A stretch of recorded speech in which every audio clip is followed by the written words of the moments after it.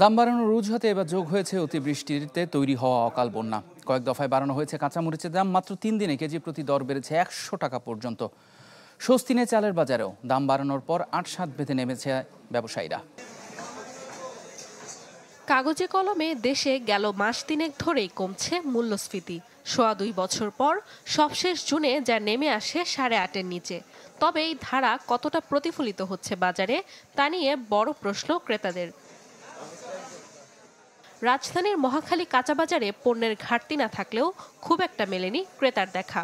তবে অতিবৃষ্টিতে আবাদি জমি ডুবে যাওয়ায় গেল 3 দিন ধরে চড়া কাঁচামরিচের দাম। এছাড়া অধিকাংশ সবজি বিক্রি হচ্ছে 80 থেকে 100 টাকায়। মরিচটা প্রতি কেজিতে 100 টাকা বেড়ে গেছে। গত সপ্তাহ ছিল 160, এই সপ্তাহ 260, 280 এরকম। লেবু, শসা এগুলোর দাম বেড়ে গেছে।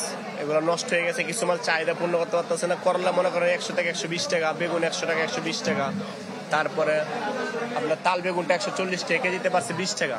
গাদলার কারণে দাম কিছু বেশি। ভরা মৌসুম কিংবা আমদানি কোনো কিছুই থামাতে পারছে না চালের ঊর্ধ্বগতি।